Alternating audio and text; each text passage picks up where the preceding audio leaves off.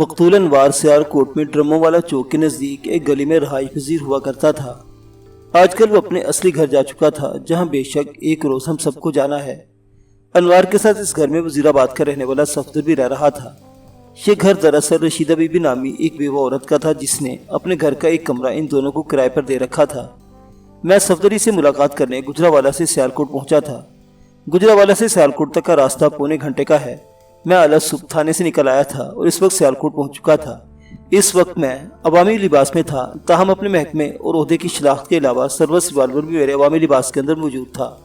صفدر سے ملنے کے دو ہی مقامات پر کوشش کی جا سکتی تھی، ایک اس کی قیامگاہ پر اور دوسرا اس کے کارخانے میں جہاں وہ کام کرتا تھا۔ میں نے ڈرموں والا چوک کا رخ کرنے کے بجائے کھیلوں کا سامان تیار کرنے والے کارخانے کی طرف جانے کا فیصلہ کیا۔ اگر میں صفدر کو گھر پر پکڑنے کی کوشش کرتا تو اس بات کے امکانات بہرحال تھے کہ وہ میرے وہاں پہنچنے سے پہلے ہی اپنے کارخانے روانہ ہو چکا ہوتا اور مجھے اس کے پیچھے کارخانے تک دوڑ لگانا پڑتی، جبکہ کارخانے جانے کا فائدہ یہ تھا کہ صفدر کو بہرحال وہیں آنا تھا۔ میرے پہنچنے سے پہلے یا اس کے بعد میں بس اسٹینڈ سے ایک تانگے پر سوار ہو کر کھیلوں کا سامان بنانے والے مذکورہ کارخانے میں پہنچ گیا۔ کارخانے کے دفترنما کمرے میں ایک دبلے پتلے اور دراز قامت شخص سے میری ملاقات ہوئی۔ اس نے ہلکی سی داڑھی بھی رکھی ہوئی تھی، عمر لگ بھگ 40 سال رہی ہوگی۔ میں نے اپنا تعارف کراتے ہوئے کہا، میرا نام ملک صفدر حیات ہے، میں گجرانوالہ سے آیا ہوں، وہاں کا تھانہ صدر کا انچارج ہوں میں۔ وہ دراز قامت شخص اپنی سیٹ سے اٹھ کر کھڑا ہو گیا۔ اس نے بڑی گرم جوشی سے مجھ سے مصافحہ کیا، پھر کرسی کی جانب اشارہ کرتے خوش اخلاقی سے بولا، آپ یہاں تشریف رکھیں۔ میں نے مذکورہ کرسی پر تشریف رکھ دی۔ وہ بھی دوبارہ اپنی سیٹ پر بیٹھ گیا اور رسمی الیکسلیک کے بعد کہا، میرا نام عبدالغفور ہے، حکم کریں کیسے آنا ہوا؟ اس کے حسن اخلاق نے مجھے متاثر کیا تھا۔ میں نے پوچھا، غفور صاحب کہ اس کارخانے کے مالک آپ ہی ہیں؟ نہیں جناب، اس نے نفی میں گردن ہلائی، میں تو یہاں کا اکاؤنٹنٹ ہوں، آپ منشی وغیرہ سمجھ لیں۔ کارخانے کے مالک بابو رفیق تو ایک ضروری کام سے لاہور گئے ہوئے ہیں۔ وہ لمحے بھر کے لیے متوقف ہوا، پھر اضافہ کرتے ہوئے بولا، بابو رفیق کی غیر موجودگی میں کارخانے کے سارے معاملات میں ہی دیکھتا ہوں۔ آپ بتائیں جناب، آپ کے لیے کیا کر سکتا ہوں؟ کام بہت چھوٹا سا لیکن نہایت اہم ہے، میں نے گمبھیر انداز میں کہا، اسی لیے مجھے صبح صبح گجرانوالہ سے سیالکوٹ آنا پڑا۔ اس کے چہرے پر بھی سنجیدگی نمودار ہو گئی تھی۔ ٹھہرے ہوئے لہجے میں بولا، صفدر حیات صاحب، میں آپ کی بات تسلی سے سنتا ہوں، پہلے ذرا آپ کے ناشتے پانی کا بندوبست، اس تکلف کی ضرورت نہیں۔ عبدالغفور، میں نے ہاتھ اٹھا کر اسے مزید بولنے سے روکتے اور کہا، میں نے ابھی بس اسٹینڈ پر بڑا تگڑا ناشتہ کیا ہے۔ اس نے میری خاطر تواضع کے لیے تھوڑی ضد کی، لیکن میرے چٹے انکار کے بعد وہ باز آ گیا اور گہری سنجیدگی سے بولا، جی تھانے دار صاحب حکم کریں، میں آپ کی کیا خدمت کروں؟ میں نے کہا، منشی جی، اس کارخانے میں دو لڑکے کام کرتے ہیں، ایک کا نام صفدر اور دوسرے کا نام انوار ہے۔ صفدر وزیر آباد کا رہنے والا اور انوار کا تعلق آپ کے شہر گجرانوالہ سے ہے۔ وہ میری بات پورے ہونے سے پہلے ہی بول پڑا، وہاں کے گاؤں پپری والا کا رہنے والا ہے۔ یہ دونوں لڑکے یہاں ڈرموں والا چوک میں کرائے کے ایک مکان میں رہتے ہیں۔ اللہ آپ کا بھلا کرے منشی جی۔ میں نے عبدالغفور کو اس کے دیسی عہدے سے مخاطب کیا، میں انہی دونوں کے سلسلے میں یہاں آیا ہوں۔ اس کے کان محاورتاً کھڑے ہو گئے، چونک کر میری طرف دیکھتے ہوئے بولا، خیریت تو ہے نا؟ انوار تو کل ہی یہاں سے گیا ہے، آپ گجرانوالہ سے آئے ہیں، اس سے ظاہر ہوتا ہے کہ انوار کے ساتھ کوئی گڑبڑ ہو گئی ہے۔ آپ ایک ذہین اور سمجھدار اکاؤنٹنٹ ہیں غفور صاحب، میں نے صاف گوئی کا مظاہرہ کرتے ہوئے کہا، آپ یہ بتائیں کہ انوار کل کتنے بجے یہاں سے گیا ہے؟ وہ کل صبح جب کارخانے آیا تھا تو اس نے مجھے بتایا تھا کہ اس کی ماں کی طبیعت ٹھیک نہیں۔ منشی غفور نے سنجیدہ لہجے میں جواب دیا، انوار نے کسی خط وغیرہ کا بھی ذکر کیا تھا، وہ 2 دن کے لیے گھر جانا چاہتا تھا۔ میں نے کہا کہ دوپہر کے بعد چلے جانا، اور وہ چلا گیا، بس اس سے زیادہ میں اور کچھ نہیں جانتا۔ انوار نے جس خط کا ذکر کیا تھا، میں غفور منشی کی آنکھوں میں دیکھتے ہوئے سوال کیا، آپ نے وہ خط پڑھا تھا؟ نہیں جناب، میں نے خط پڑھنے کی ضرورت محسوس نہیں کی۔ انوار بہت ہی شریف اور ایماندار لڑکا ہے، میں نے اس کی زبان پر اعتبار کر کے اسے چھٹی دے دی، منشی نے بتایا۔ پھر تشویش بھرے انداز میں مجھ سے مخاطب ہوا، تھانے دار صاحب، آپ نے ابھی تک یہ نہیں بتایا کہ آخر معاملہ کیا ہے؟ میرا دل کہہ رہا ہے کہ انوار کے ساتھ کوئی گڑبڑ ہو گئی ہے۔ تمہارا دل غلط نہیں کہہ رہا غفور، میں نے کہا، انوار کے ساتھ بہت سنگین گڑبڑ ہو چکی ہے۔ کیا جناب؟ اس کی آنکھوں سے تفکر جھلکنے لگا۔ میں نے نہایت ہی مختصر الفاظ میں عبدالغفور کو صورتحال سے آگاہ کر دیا۔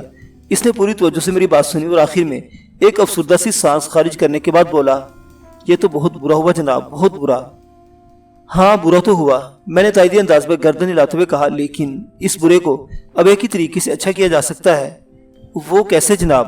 وہ سوال نظر سے مجھے دیکھنے لگا۔ میں نے کہا، انوار کے قاتل یا قاتلوں کو گرفتار کرنے کے بعد عبرتناک انجام سے دوچار کر کے۔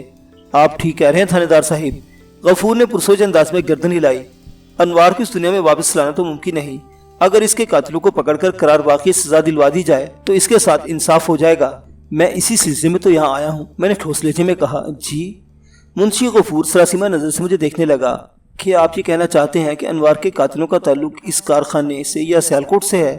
اس بات کے امکانات کو نظر انداز تو نہیں کیا جا سکتا، لیکن میں نے فی الحال ایسا کچھ نہیں کہا۔ میں نے فوراً وضاحت کر دی، البتہ یہ ضرور ہے کہ یہاں سے مجھے انوار کی محبت کے بارے میں کافی معلومات مل سکتی ہیں جو اس کے قاتلوں تک رسائی حاصل کرنے میں میری مدد کریں گے۔ اس قسم کی معلومات آپ کس سے لینا چاہیں گے؟ منشی غفور نے پوچھا۔ میں تو آپ کے سامنے حاضر ہوں، کسی اور کو بلانا ہو تو حکم کریں۔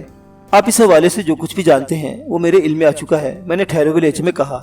آپ ذرا صفدر وزیر آبادی کو بلا لیں۔ ہاں، یہ آپ نے بالکل ٹھیک قدم اٹھایا، وہ سراہنے والے انداز میں بولا۔ یہ دونوں ایک ہی کمرے میں رہتے تھے۔ صفدر کو یقیناً انوار کی عشق بازی کی خبر ہوگی، وہ اس معاملے پر روشنی ڈال سکتا ہے۔ میں ابھی اس کو یہاں بلاتا ہوں۔ میں نے اس بات میں گردن ہلانے پر اکتفا کیا۔ منشی عبدالغفور کی کوشش رنگ لائی اور ٹھیک 5 منٹ کے بعد صفدر میرے سامنے کارخانے کے دفتر میں بیٹھا ہوا تھا۔ صفدر کی عمر 24-25 سال سے زیادہ نہیں ہوگی، وہ بھاری بھرکم جسے کا مالک تھا۔ میں نے جامع الفاظ میں اپنی آمد کی غرض و غائب سے آگاہ کیا اور آخر میں کہا، صفدر، اب تم مجھے بتاؤ کہ انوار رے نامی کسی لڑکی سے محبت میں گرفتار تھا۔ میں جانتا ہوں تم سے یہ معاملہ ڈھکا چھپا نہیں ہوگا۔ مجھے انوار کی موت کا بڑا صدمہ ہے جناب، وہ گلوگیر آواز میں بولا۔ لیکن کے بعد اس نے جملہ دھورا چھوڑا تو میں نے جلدی سے کہا، صفدر، اگر تمہیں اپنے دوست انوار سے واقعی ہمدردی ہے اور تمہاری خواہش ہے کہ میں اس کے قاتلوں کو عبرتناک سزا دلواؤں تو مجھ سے کچھ چھپانے کی کوشش نہ کرنا، ورنہ… میں نے دھمکی میز انداز میں جملہ نامکمل چھوڑا، پھر سنگین لہجے میں کہا، تمہاری کسی بھی غلط بیانی پر میں تمہیں گرفتار کر کے جیل بھجوا سکتا ہوں۔ نہیں جناب، میرا ایسا کوئی ارادہ نہیں، وہ کانوں کو ہاتھ لگاتے ہوئے بولا۔ میں بھی یہی چاہوں گا کہ انوار کے قاتلوں کو سخت ترین سزا ملے۔ تو پھر فوراً سے پیشتر میرے پوچھے گئے سوال کا جواب دے دو، میں نے اس کی آنکھوں میں دیکھتے ہوئے پچکارنے والے انداز میں کہا۔ وہ گہری سنجیدگی سے بولا، تھانے دار صاحب، یہ حقیقت ہے کہ انوار روزی نامی ایک لڑکی سے محبت کرتا تھا۔ اس کا اصل نام تو روزینہ ہے، لیکن سب اسے روزی ہی کہہ کر پکارتے ہیں۔ وہ روزی کا خط ملنے کے بعد ہی اسے ملاقات کے لیے گجرانوالہ گیا تھا۔ میں نے ایک اطمینان بھری سانس خارج کی اور صفدر سے کہا، یہ بات میں جان چکا ہوں کہ یہ روزی پپلی والا میں نہیں رہتی۔ کیا تمہیں انوار نے بتایا ہے کہ وہ کس علاقے کی ہے اور پپلی والا میں کس کے گھر آ کر ٹھہرتی ہے؟ جی، میں اس بارے میں اچھی طرح جانتا ہوں، وہ اس بات میں گردن ہلاتے ہوئے بولا۔ یہ روزی دراصل گجرانوالہ کے ایک محلے بختے والا کی رہنے والی ہے۔ ادھر پپلی والا میں روزی کی خالہ کا گھر ہے۔ یہ اپنی خالہ مختارہ سے ملنے اس کے گھر میں رہنے جاتی تھی، تو اسی دوران میں ان دونوں کو ایک دوسرے سے محبت ہو گئی۔ وہ لمحے بھر کو سانس لینے کے متوقف ہوا، پھر اضافہ کرتے ہوئے بتانے لگا، مختارہ کا گھر انوار کے گھر کے ساتھ جڑا ہوا ہے، اسی لیے محبت کے ابتدائی مراحل میں انہیں کوئی پریشانی نہیں اٹھانا پڑی۔ تم یہ کہنا چاہ رہے ہو کہ مختارہ اور انوار ایک دوسرے کے پڑوسی ہیں؟ صفدر کے انکشاف نے میرے اندر ایک سنسنی سی بھر دی۔ وہ پورے اعتماد لہجے میں بولا، جی ہاں، میرے کہنے کا یہی مطلب ہے، انوار نے مجھے یہی سب کچھ بتا رکھا ہے۔ انوار نے تمہیں روزینہ عرف روزی کے بارے میں کیا کیا بتایا تھا؟ میں نے اضطراری لہجے میں استفسار کیا۔ مثلاً یہ کہ وہ محلہ بختے والا میں کہاں رہتی ہے، اس کے ماں باپ کا نام کیا ہے، وغیرہ وغیرہ۔ نہیں جناب، اس حوالے سے انوار نے مجھے کچھ نہیں بتایا تھا، وہ سادہ سے لہجے میں بولا۔ محلہ بختے والا میرے تھانے سے بہت قریب تھا، وہاں روزی اور اس کے گھر والوں کا سراغ لگانا میرے لیے مشکل نہیں تھا۔ یہ بات تو مجھے صدیق اینڈ کمپنی سے بھی معلوم ہو سکتی تھی کہ ان کے پڑوس میں رہنے والی مختارہ کی بہن بختے والا میں کہاں رہتی ہے۔